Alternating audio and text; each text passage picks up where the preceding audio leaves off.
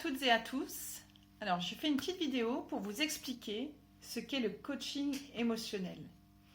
Le coaching émotionnel, on pourrait le définir par le coach va permettre au coachee de pouvoir libérer les émotions bloquantes ou les émotions qui sont dysfonctionnelles pour les rendre fonctionnelles.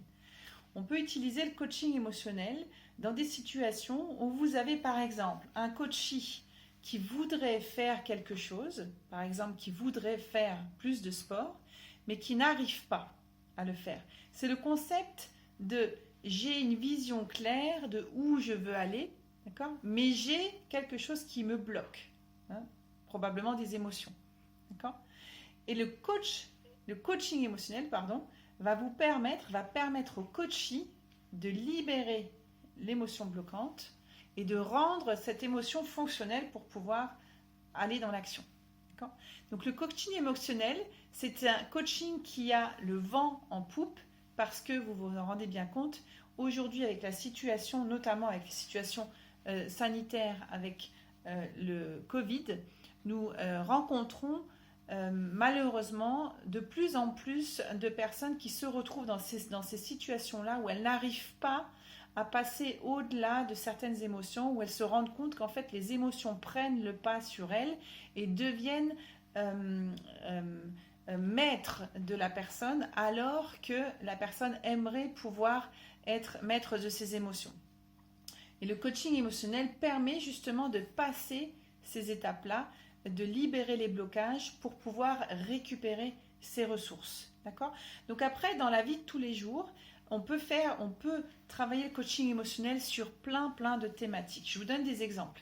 Imaginez un jeune entrepreneur qui veut, je ne sais pas moi, présenter son dossier devant les services bancaires pour pouvoir avoir un crédit. Okay ? Donc il veut mettre en place ce dossier, mais il a peur de prendre la parole en public ou de présenter son dossier. Et la peur est tellement dysfonctionnelle, entre guillemets, que du coup, il va tout faire pour ne pas le faire, ou alors il va se retrouver bloqué.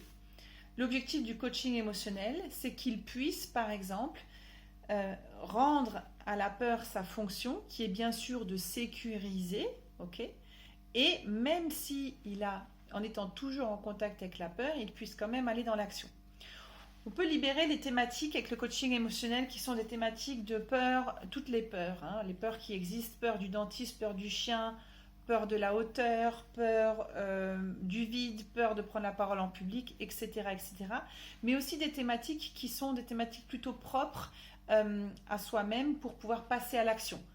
Tout ce qui correspond à « je pense que je ne suis pas assez bien », on peut libérer avec le coaching émotionnel les thématiques qui sont attachées à des croyances limitantes ou des croyances bloquantes. D'accord ? Donc, vous l'avez compris, l'idée du coaching émotionnel, c'est de travailler sur les émotions et de permettre aux émotions qui deviennent désagréables, qui sont nommées par le public comme émotions négatives parce qu'elles sont désagréables. Donc, ça permet de switcher sur la dysfonction de l'émotion vers la fonction de l'émotion pour que la personne puisse récupérer ses propres ressources pour avancer. Voilà.